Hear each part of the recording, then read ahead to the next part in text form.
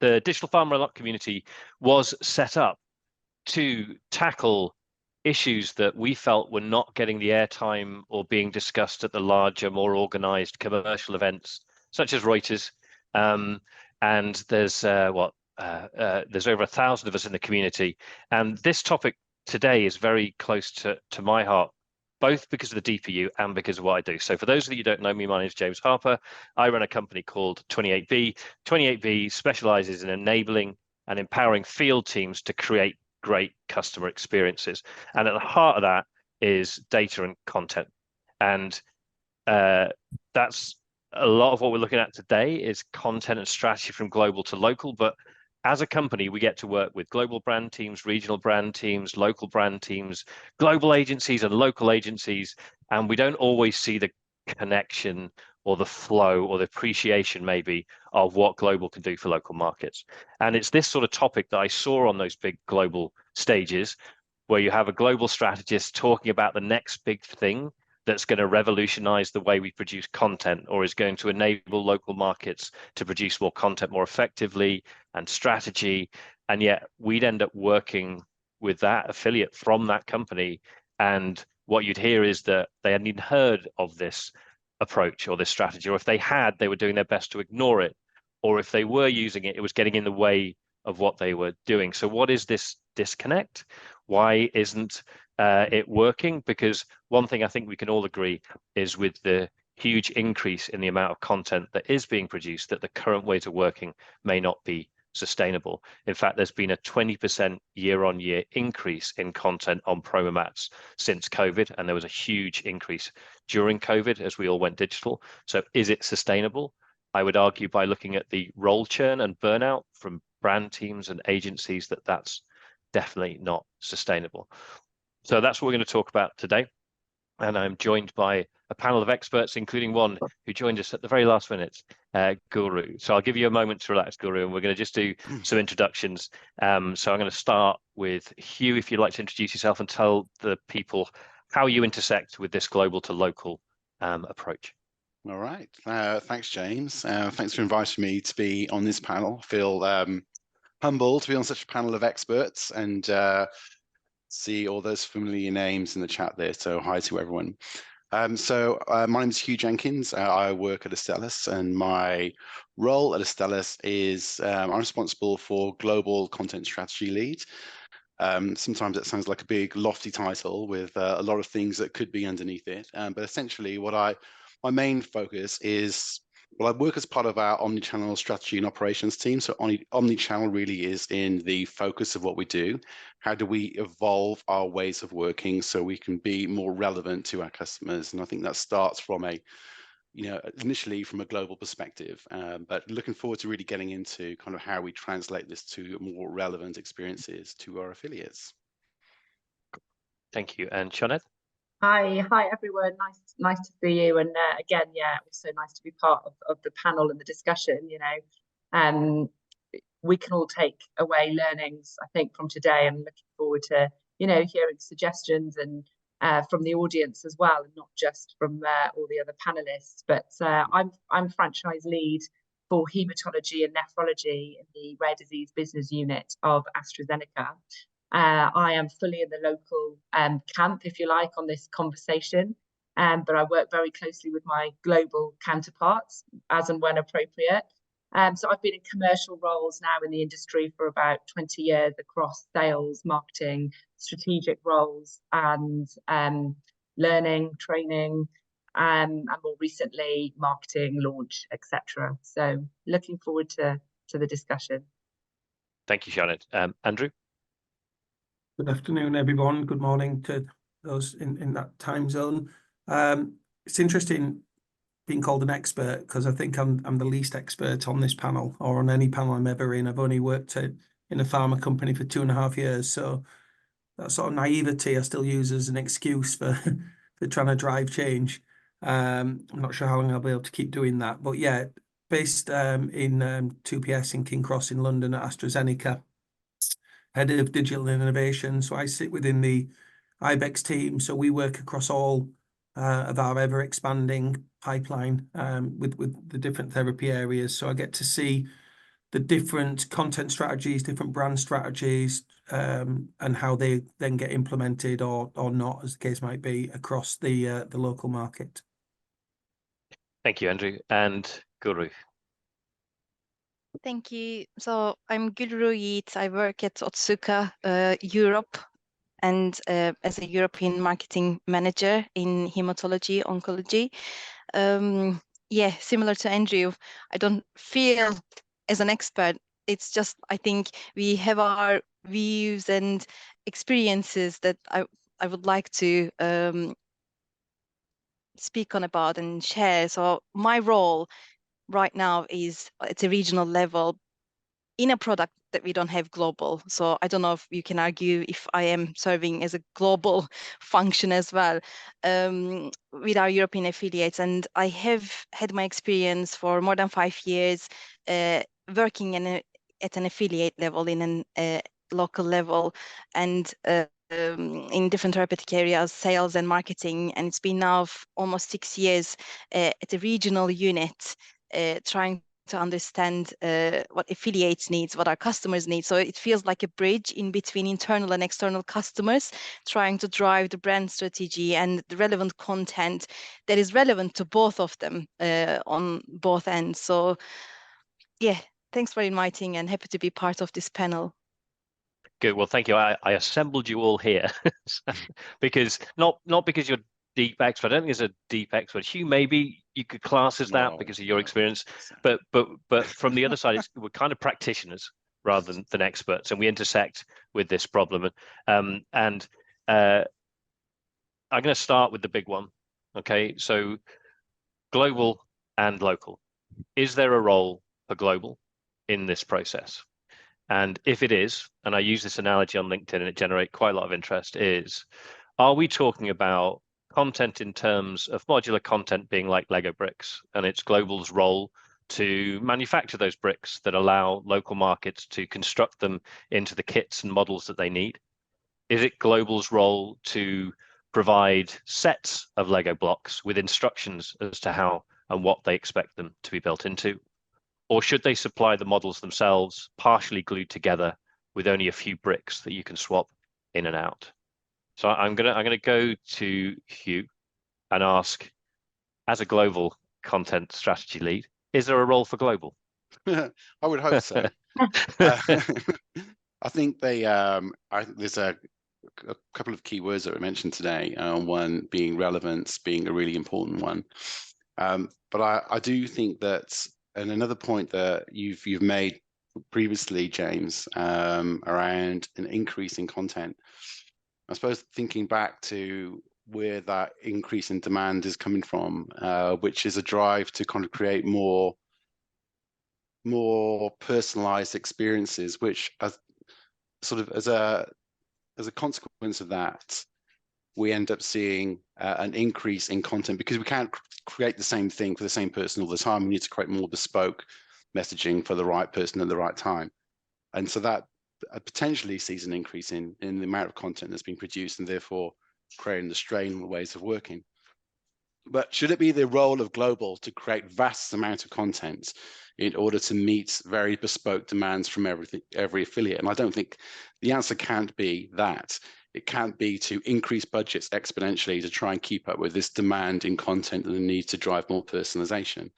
So where I think the role of global, and you mentioned earlier about the need to be more strategic, is about being able to define I think really the role of global is really to think about the meaningful co-creation process to craft key messages which are going to be most useful for their affiliates to reuse over and over again. So shifting away from this idea of creating, lots of final form content pieces which may or may not be used by affiliates because perhaps they're not relevant to the intended purpose, because they haven't had a role in the co-creation process, but crafting more refined messaging which is more relevant and suitable for the right utilization by those affiliates. So trying to shift away from creating monolithic tactics, but more accurate and more precise messaging in the form of modular content, so we can craft more relevant experiences. So the role of global, James, I think, is to really shift to that process, to shift from a tactic first approach to a message first approach that's driven by a more meaningful way of manifesting that messaging without having to feel like they need to create lots and lots of content pieces to support that. You used a phrase in there which around the key messages first, which was most useful, which is most useful to the market so that they can reuse. So if I carry that over to Andrew and say, is it possible for global content to be useful? Yeah, I absolutely think it is. I think there's two types of content that I think we're really starting to push within AstraZeneca UK. The first is the global content, which is the scientific narrative of our products.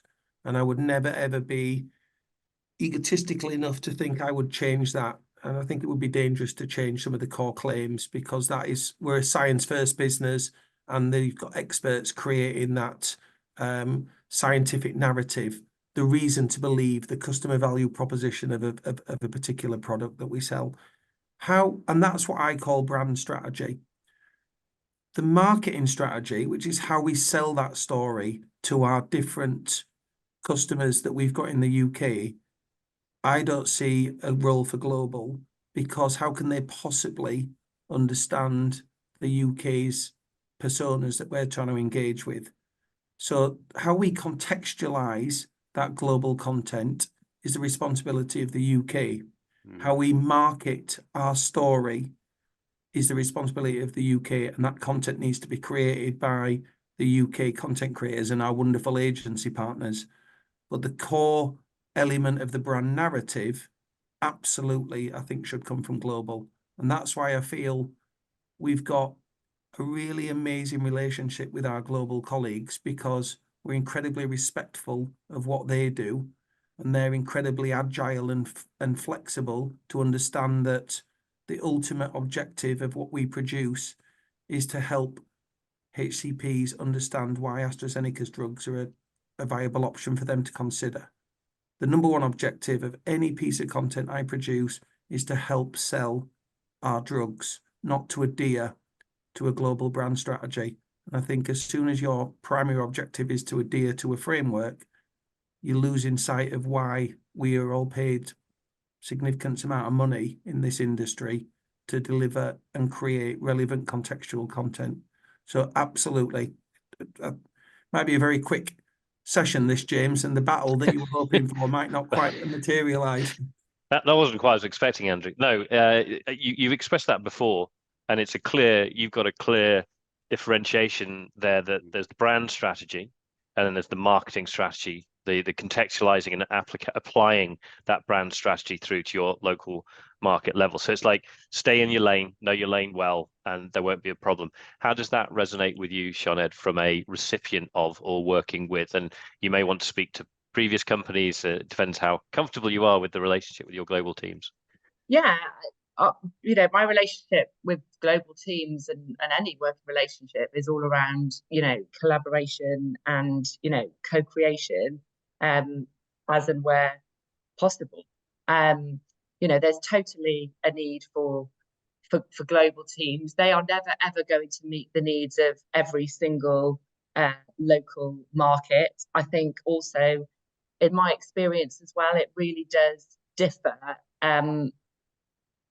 from that kind of therapy area that you're working in as well. So I work in rare diseases currently. I've definitely found that that's really different from, previous worlds of immunology, perhaps. In rare diseases, you're dealing with generally a very small population of prescribers. There is no way that globally you can have those messages, relevant for, in my example, the UK here. We've just not been able to adopt anything that global create. And actually it's been really important on that journey over the last few years to communicate back to global the differences in the local markets and constantly revisit that to where then we actually start shaping that kind of content strategy with our global colleagues, to get them to help us, I guess, even more locally with what might be relevant. I think it's interesting when we talk around, I think Hugh mentioned it, you know, meaningful co-creation around key messages. I mean, key messages, you know, it's a bit old school, I think, actually. And, you know, do our customers, do our users of, you know, our stakeholders, do they really want key messages? I think we kind of, we need to think more externally when we're developing our content strategies. You know, we have to think about the user first. And I think maybe this has come to me a bit more working in rare diseases as well. People don't want content on key messages. People want to partner with us and work with us on, I guess, more innovative, more you know, digital kind of campaigns that, you know, help identify diagnosis and, you know, shape the service in the UK, for example, within the NHS, not look at, you know, key messages that we're delivering. It's about partnering with these people in different ways, I think, as well. Yeah. I think that's a really important point, Shannon, and that's part of the reason that you're on the panel, is that not everyone's the same, right? So from rare diseases to gen med to primary care, and there's a question in here from Adam Thornton, which I'm just going to address because we're early in the conversation here, asking basically it depends on budgets, right, as well. So if you're in a market with a large budget, so it's maybe not always the same solution for different situations, whether in rare diseases, general med, budgets, smaller markets. So Gulru, you know, you service a number of markets. I'm assuming some of those markets have greater resource, greater budgets, bigger teams than others. So can you talk a bit about your experience of what the different demands are of markets and how you went about meeting them and solving that one solution for many approach? Yeah, of course. And this sometimes comes from internal resourcing and timelines, sometimes external limitations or possibilities, because in different countries you can do different things. For example, disease awareness campaign is not accepted by all the countries, or not in the same way at least, or patient support programs defined in a different way, in different through different means, or in some countries you can have a simple basic patient leave piece, patient card, etc. Those typical marketing tools you deliver. In some countries it's not possible to use them. So as you said, there are different needs or different limitations. I think it is really understanding with them what is possible and what is needed. And then if there is anything at a regional level that we can create that supports majority, I think it's our responsibility to do that, because we need efficiencies in our organizations. So I don't want all the countries to go ahead and do similar things, which multiplies the use of budget, use of resource, use of time by 5, 6, whatever that is. So I should be providing some tools that is overarching for them. But of course, there will be some nuances in the way they execute it, in the way they localize it, in the way they use it, that is then relevant to their needs or their customers' needs. And okay. Yeah. And so you mentioned a couple of things in there. So like a leave piece, right? That sounds very much to me like something you're supplying that's marketing versus brand strategy. So, but then that might be because, you know, in your company, the size of the markets, that's actually welcome because of the extra. It's a resource, right? You're saving them time and effort. How does that? I mean, Hugh, modular content maybe been driven out of this, right? Which is, how do we get away from providing final form into something that is more like Lego bricks? I don't think the Lego brick analogy, I need to think about how that fits with the brand versus marketing strategy. But how do you see? Yeah. So I think when I talk about Lego bricks, I want meaningful Lego bricks. So as we start to think about building a library of Lego bricks that we can reuse and reapply, I want to ensure that people understand what it means to use this Lego brick and how this Lego brick can help achieve a certain objective. And that, I think, Andrew and Sinead, we're thinking about, what do you align these kind of, if you think about these key Lego bricks to, how do you provide them meaning? And that is through being able to think about them a little bit more strategically. How do they help progress customers across the customer journey to move from, one rung of the adoption ladder to the next? And it may not be exactly the same way of how a market can implement that. They may change that slightly, but from my perspective, it's about how we kind of create these Lego bricks and make them meaningful across customer experience, and providing not a mandate to things must be used this way, but to try and reimagine by the utilization of Lego bricks rather than creating lots of final form pieces, how we can create more bespoke customer experiences by applying Lego bricks in different ways, to continue on your analogy, James.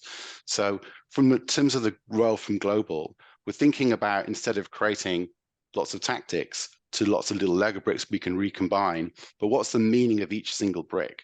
And also, one of the things we're also coming across is what's the right level of quantity, because what we also don't want to do is bombard affiliates, we overwhelm them with, and I'm going to really expand on your Lego example. I don't want to provide them with a bucket of Lego, which they don't, which because overwhelming, and you can't find what you're looking to achieve with what, because we just don't really understand what's there. But be really precise and really focus on quality and not quantity, and being able to bring the right pieces to drive the right utility, and then allow, and as you say, Andrew, I don't think it's about dictating specific marketing strategy at each market level, but providing guidance and reimagining how things can be used in a different way more effectively. Andrew, you don't think your position is one of privilege? And what I mean by that is, it's a large organization with some high profile brands, big budgets, that you can afford to say, I don't need help on the marketing. Do you think that, would you say the same if you were in a smaller company or leading a small brand team with low resources?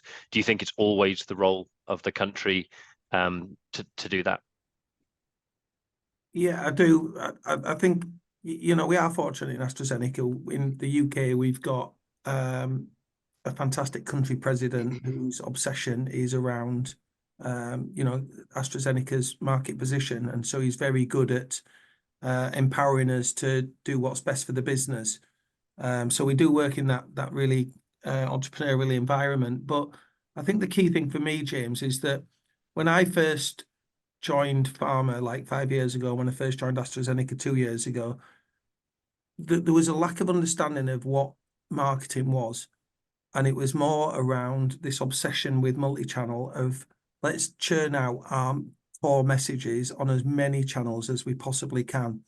And if that is the strategy, of which it is for a lot of people still, I think, then global absolutely should be the dominant force in that.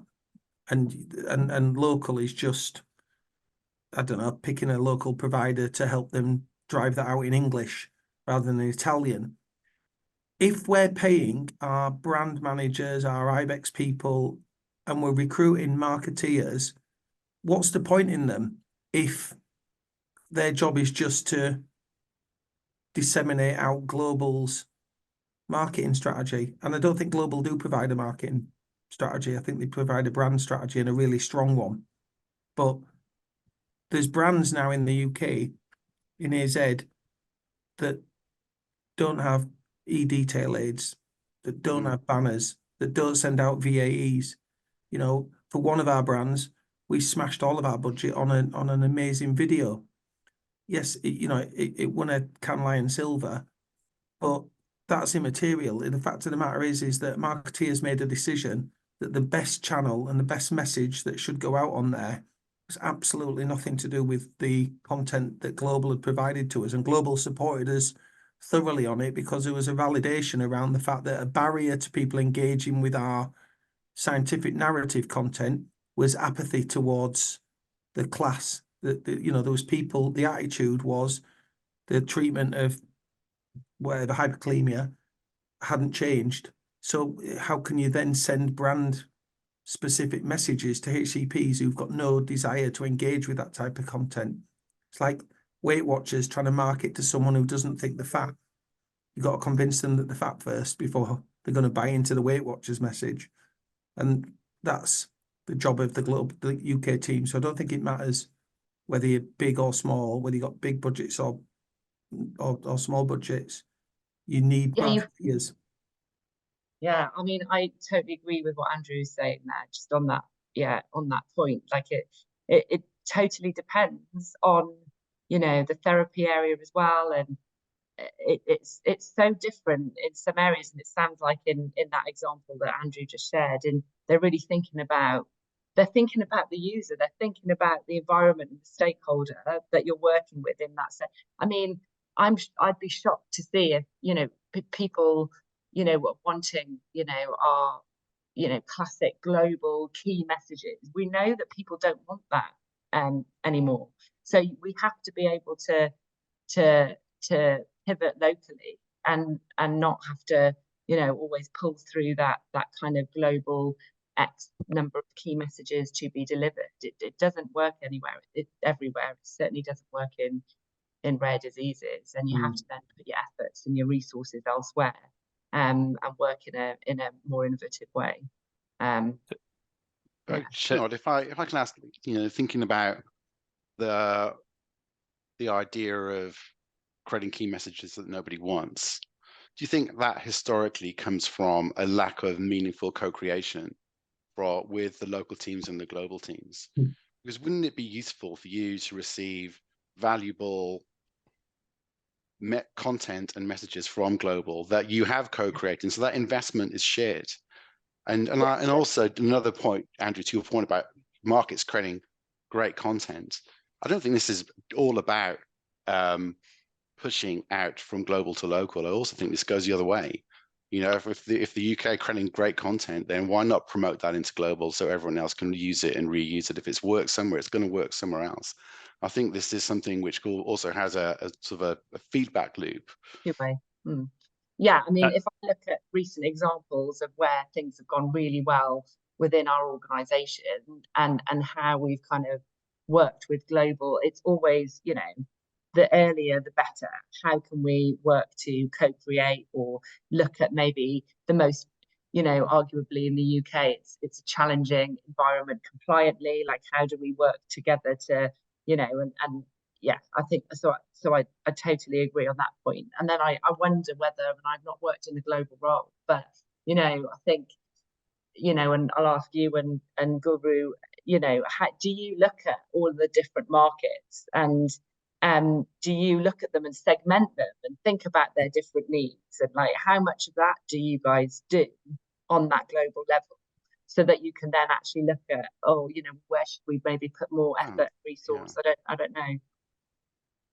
Yeah, to me, it's not about every market. It's about can't talk to everyone. Yeah, you get nothing done. So understanding what are the markets that help differentiate the brand the most, and help provide the most input or the most revenue, and use those markets to form a core co-creation team that feeds back in, that would help everyone else. So it should be selective and not broad. But I think that can work, and the relationship then is one of an investment from global that is a partnership rather than a broadcast. But I'm not sure anyone was saying that. But I really do think that if there's an investment in that, and that investment makes more sense at times where local teams have less budget to spend on their initiatives that they have. So where is the investment coming from a business perspective can also, influence the demand from the local teams.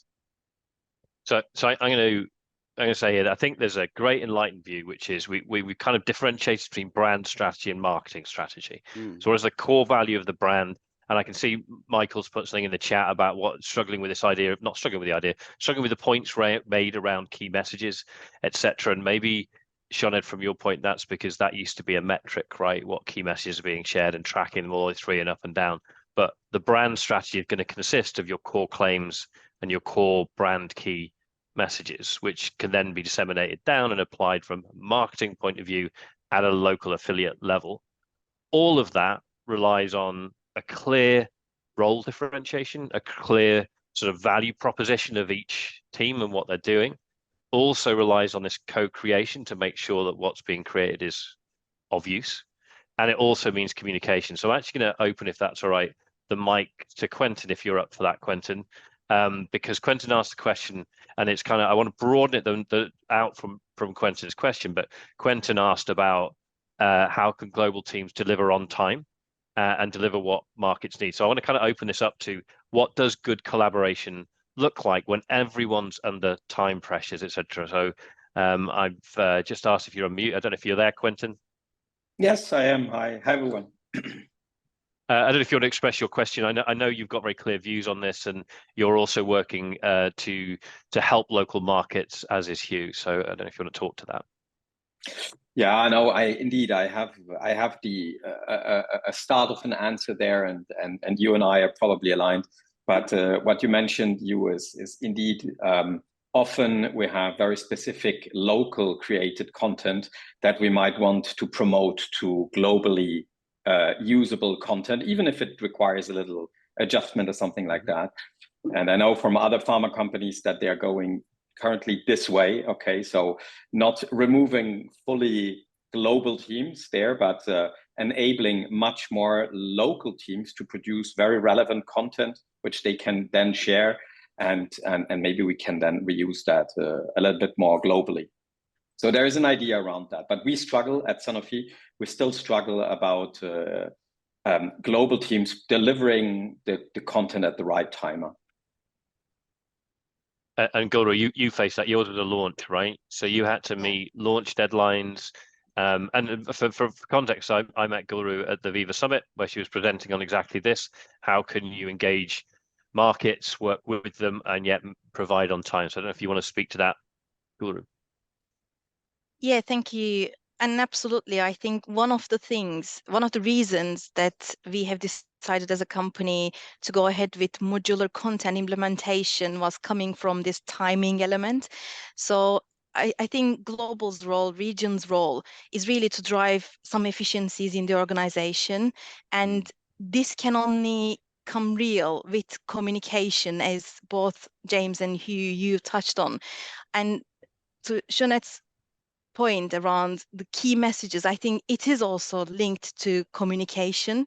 So there, if we work collaboratively quite effectively, then we have this relevance and we have this internal buy-in to what we are creating, and then it is not summarized simply as key messages that is not relevant or that is not useful, but it is really supporting for our brand communication, brand strategy, what the patients need, what our physicians need, and what we deliver as our brand story consistently. So it's not about key messages, it's about our story, it's about what is the benefit we are providing. For me, coming to your question, James, how can we make this timely and really useful to our markets at a time that we were launching a product was really critical that we engage our very key markets and early markets into the early phases where we had market research, where we had this brand campaign being developed, the core narrative of our brand, the brand strategy, and then coming on to the marketing strategy, that it was important to work together so that buy-in, that relevance is created from day one, and it is not something that we go back to fix. So just very quickly on modular content, why it was important, because you can simply create these little chunks that supports your strategic objective, and you can assess what you are doing to support your overarching brand strategy with what you are creating. Are you leaning more towards on one strategic pillar and missing some of those, which then is not going to help with your success? Also, you to analyze if it is relevant to your external customers as well.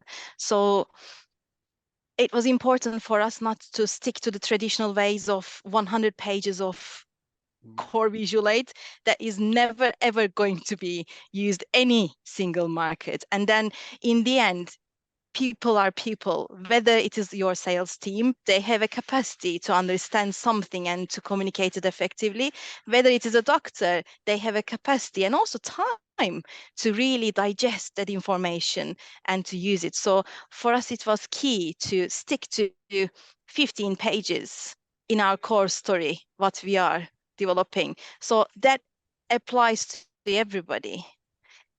That meets everybody's needs, internal and external. And on top of it, by creating additional information through modules, we test towards our strategy if we are supporting it fairly. And with agility, we can make content available quicker so that we don't hear, by the time I have the content, I no longer need it. It's no longer relevant. Yeah.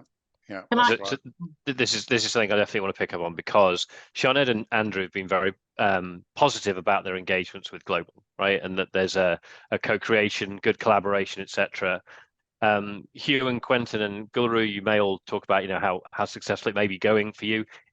When I engage with global teams, I hear frustration about markets not picking up content, not listening, not doing it, spending too much money in different places. When I'm with local brand teams, I hear, oh God, I've got another thing from global. It's completely irrelevant. It's not working. I don't know how to use this, etc. So everyone on this call, including many in the might feel like it's going well. Why is it not going well for others? Or if you're brave enough to say it's not going well for you, or where the challenges are. So it's great that that's the right way to go, but honestly, I rarely see it happen across our sort of 17 different pharma companies that we work with. I'm not going to name any, but it doesn't seem to be actually working. What are the challenges, Hugh? I think Guru expressed it very well. You know, it's, you know, I think timing is key. Excuse me. I think, you know, the availability of data, new data very quickly is what makes content more valuable. Stuffing it into an IVA or a CVA that takes a long time to produce and approve means it's out of date and it's hard to use. So, you know, we've not cracked this problem yet, but the direction of travel is to try and create more precise information from global teams that is co-created with local teams that's easy to pick up in bite-sized pieces. And ultimately, you know, that is where we'd like to make this process more effective. And I mentioned it before, I feel like I'm repeating myself really, but, you know, that comes through effective co-creation with our markets, but targeted co-creation with our markets to create more precise, targeted content that's easier to pick up. That's the aspiration. However, there's a lot of challenges in execution, because, you know, the more smaller you make it, the more Lego-like it becomes. Also, the more abstract it starts to feel. So an EVA is easy to think about. Localizing an EVA, even though it may be monolithic and enormous, is very it's a very traditional thing with an email or something like, or a more traditional marketing tactic. Modular content is a little bit more abstract, and that does create its own operational hurdles and challenges in getting adoption at an affiliate level. So whereas the theory works well, sometimes the execution can be quite challenging. Agreed. And just for the record, largest sales aid we were ever asked to build was 276 pages, designed by a global team for 276 screen views, just as an example of how on earth that could be a thing. Andrew, what do you think? And Sinead, sorry, what are the challenges for you when communicating with global? Maybe in previous companies where it hasn't been as smooth and positive as it is here. And that was difficult for you, Andrew, because you haven't got a previous pharma company. Well, sorry, I was just going to give one line, and that is just the understanding from global around local specific nuances, and it's just understanding that the customer needs on that local level. I mean, I agree with what Hugh has said as well, timing, but yeah, for me, it's just that. And I think more, you know, in specific markets where there are unique characteristics, that's where the challenge has been. I don't know what co-creation is, so I've never co-created with the global team, so I can't really answer on that. It does sound slightly unicorn-esque, but I also don't see the point. I think there's some things I'm more than happy to be dictated to by global, and I'm more than happy for some of our work to get shared. Like, I have brilliant relationships with my UCAN colleagues. They share stuff with me that's worked in France. I share stuff with them. We let global know what's worked. We let global know what hasn't worked. Beyond the dashboards, as in anecdotally, we spent a lot of money on this campaign and it didn't deliver the results that we thought it was going to. But yeah, I don't. There's no issue with global and local, because I think we've got a very happy understanding of where each other's talents lie. And I don't think it is because AZ is big. I think it's because I think in pharma, we're revolutionizing how we engage with content-first strategies, not personalized content to the individual, because I don't believe that's going to be possible ever, but contextual content that is relevant for England is not contextual content that's relevant for Italy. It's just a fact. Like, you would never see a Pepsi advert rolled out across all of Europe. They've all got different intricacies. So yeah, so there is no battle with global. I'm sure, Hugh, maybe someone might join AstraZeneca who's like global marketing director for one of our biggest brands next week and be like, right, we don't like the fact that there's a freedom within the UK for them to spend £63 million we spent last year on advertising in the UK. Do you know what I mean? So that's a lot of money for UK specific content for our marketing campaigns. So we know there's a need, right?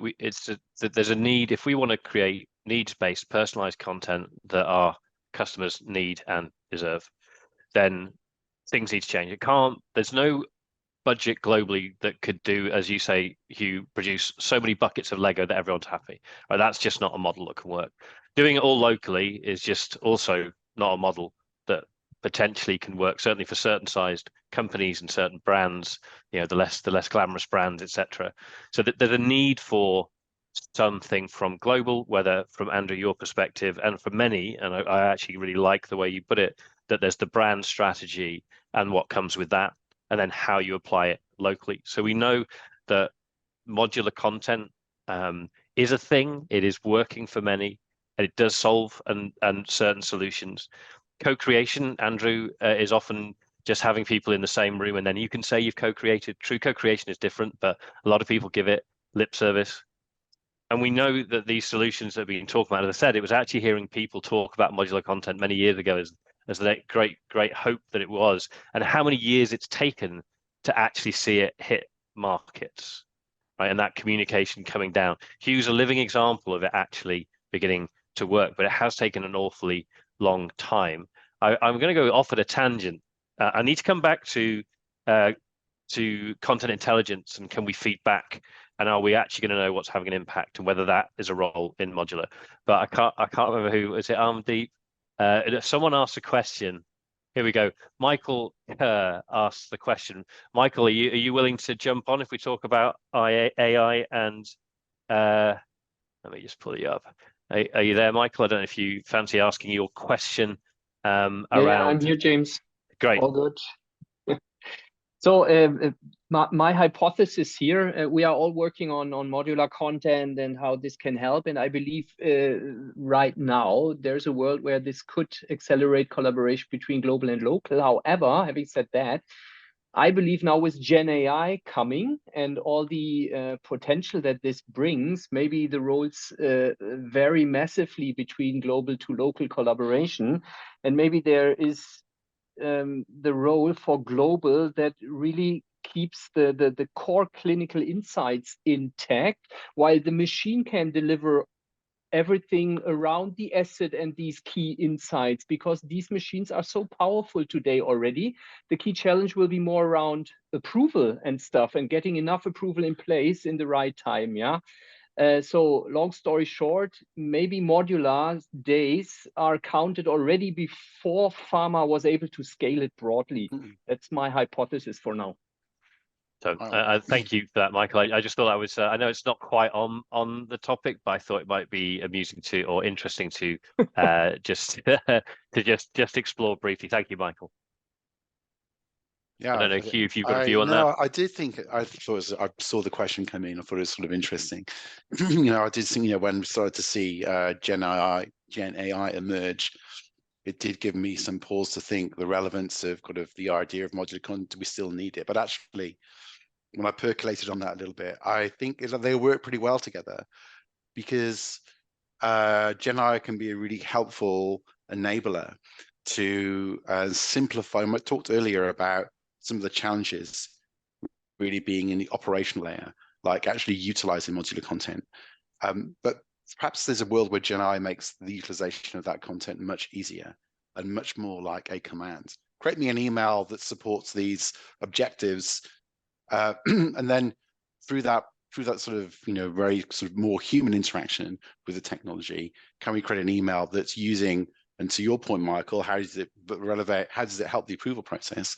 But if we've got pre-approved modules that have been somewhat aligned with MLR teams ahead of time, then that might make that whole process of, instead of hallucinating an email, actually creating something out of pre-validated materials, which can further accelerate the approval process downstream. So I think these things actually work well together.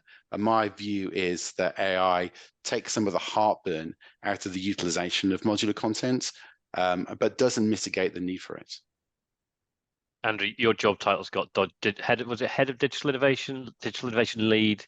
That's you've got to be looking at this, using this, not interested. No, look, there's a whole team looking at AI from a AstraZeneca point of view. I'm sure it's fascinating. It's absolutely so far down the line when we can't even get our content strategy right before we start delving into the world of AI. So I'll leave that to people way more qualified to comment on than me. I'm sure it is going to revolutionize the world, but there's a lot more stuff we can do for as marketeers, I think. Personal philosophy of mine is brilliant basics, right? And if we don't get our basics brilliant, if we're not measuring stuff, and if we don't know what to measure, and we're not just getting content strategy right, then all the bells and whistles will just further muddy the waters. Sorry, Sinead, you were saying? No, I was kind of like, well, it feels a bit, I mean, it's just so unknown, isn't it? And so unclear, and it's changing all the time. And, we've got basics to get right first. But, but I think, to my point earlier as well, around what the customer is wanting and what value is the customer getting, and what is it that our users want, on this AI piece, that's something that we're investing more in, that sort of stuff, and those sort of innovative pilots around how we're using AI to diagnose and find patients, versus where we use our budget to localize and co-create content with our brand strategy and our messages. That's kind of where we're looking at. And, so that just shows what we're trying to do in the UK. Go to anything on the AI side from you?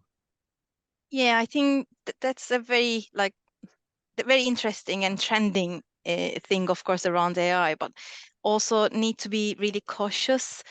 One thing is quantity. I think if we increase quantity a lot, at the end of the day, you have your physicians, for example, going to reach out to either your sales teams, medical field teams, or your company, asking questions. So if you are not closing the loop in the right way, when they have a question and you have someone along the line completely unaware or not confident enough to be able to communicate it well or respond to that well, I think it's an easy loss then. So you generated content, you distributed it, so what? You really need to think about the journey altogether.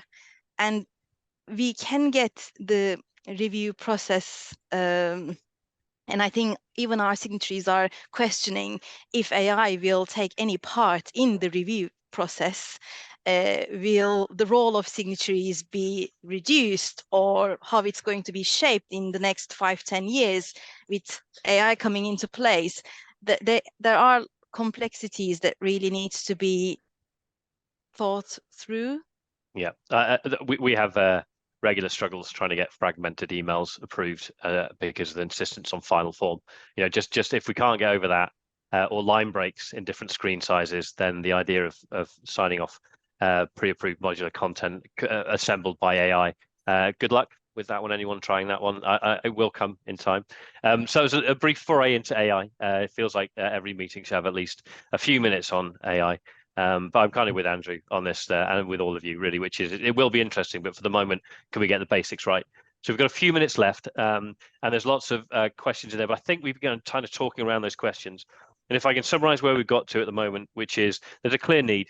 There are strong efforts around meeting that need, effectiveness, reuse of content being a key driver of that, and modular fits that bill. Interesting insight into marketing strategy and brand strategy maybe not being the same thing, and that maybe local and global, if they knew their roles or understood their roles and there was good communication, that there's a very effective partnership that can come into play. But sometimes that partnership is troubled by timing. Quentin's point, very often we see things come out too late for a local market and they've just had to move with local solutions. But key to a lot of this and to the strategy for content reuse, content creation in modular form that might be an asset to local markets is how useful did it turn out to be? So content intelligence is a key part. And I want to spend the last couple of minutes just touching on content intelligence. Ideally, we measure what impacted with what customer at what time and what did it do in terms of moving on the adoption ladder or sales or whatever it might be. And that feeds all the way back up to a global perspective so we can adjust, bin, create off the basis of that. Is that happening for anyone? Is it feasible? Can it ever work? Is it working here? That's kind of where we were looking to go. So this is a process that, you know, I mentioned co-creation. It's an important part of our global for local strategy, which is around, you know, that feedback loop. So if we're producing Lego bricks at a global level, and kind of answer Paul Sim's question in a very brief way. Sorry for accidentally dismissing your question, Paul. That wasn't intentional. But have global provide examples of how you could inspire different customer experiences through the utilization of modules and not creating, you know, final form materials. And I think that's where we kind of want to try and move towards. So essentially, I think maybe I've forgotten your question, James, but I think this really, to me, is about ensuring that you do get feedback from local teams back into global about what's working and what's not working, and whether that can be kind of abstract and complicated to measure against, you know, a customer experience. Have you moved, as this module helped move customers up the adoption ladder? That remains very much an aspiration. But how do you understand whether or not that those pieces of modular content have been effective? And I think the starting point really is, what were they supposed to achieve in the first place? So I don't know, it's a very difficult one to try and measure, but certainly I want to try and think about how we present modules as solving challenges and not just focus on wholesale localization of everything that's done. If, Sinead, Andrew, that you were able to shop for modular content that had brand strategy behind it, and also like a star rating in terms of the impact it's had, you could search against customer types. Realistic? Not useful? What do you think? Not for me. I plot every piece of my content against our ADA framework, so that every single piece of content that we create in the UK has a KPI associated to it about shifting people along the marketing adoption ladder, not the pharma adoption ladder from unaware to curious to trialist to advocate. That's the people's relationship with the brand. I want to measure my customers' relationship with the content I'm producing. Now, I report that to my global colleagues, but it doesn't fit into their global dashboard, because their global dashboard isn't based on ADA, and nor should it be. So when I'm saying I've spent £300,000 on a video to grab someone's attention and shift them out of the apathy towards treating people with COPD, that's how I measure that. How many times was that video measured? What did they do after they watched that video? Did they then go and join a webinar for one of our respiratory products? Did they then visit the AZ website, or where our owned content is on third-party platforms? So that's how I track the success of my content, which doesn't feed into the global dashboards. Shauna, is this relevant at all in rare diseases? For us, no, this isn't. No, because we don't look at we're not looking at. We've got such few prescribers here in the UK. It's about how we drive referral through into the centres, and we are doing that in different ways other than through deployment of modular content. And we do obviously have content out there that we have for more generalists rather than in the prescribing centres, and we're always looking at what's being consumed and how long it is being consumed for, and then looking at where we can scale that. But it's slightly different for us. We're, like I've said a number of times, investing in very different projects that look to find patients with rare disease in a different way, and that's with partnerships with the NHS and pilot projects in hospital trusts, and to use AI to find those patients. And that's where our resources is going. Right. Thank you. And Guru, anything last on that before I turn to you all for a closing statement, as we're at time? I would just say global's or region's role is really equipping the markets, the affiliates, with the right tools for them then to deliver the best customer experience. And how you do that can differ in different companies, but I think that should be our overarching goal, and we work together, collaborate well to deliver that. Thank you, everyone. So just going to quickly, if you were to give one word of advice about how global and local could work better together, let's go to Sinead first. I can never do one word, but talk to global around your local needs, but also it's thinking beyond content as well, is what I'd say. There's other things that we can do to drive behavioural change and in our beyond content. Thank you, Guru. I think it's not to assume that it is understood, it is going to be used, it's relevant. It's really the communication that we have internally both ways, and also cross. As Hugh mentioned, it's really important that best practices is effectively shared amongst each other as well. So it's communication, I would say. Thank you, Hugh. Collaborate. I feel like I'm saying the same thing as everyone else, but that just that point of collaboration, I think, is what drives successful content strategy. And Andrew? I think respect is the key word. Respect where global's incredible expertise and talent lies, and then respect the fact that within the markets there's probably some fantastic marketeers who global will no doubt end up poaching. I love that. I think that's. I'm not going to add anything beyond that. I was going to talk about timelines and stuff, but that's a wonderful way to put it.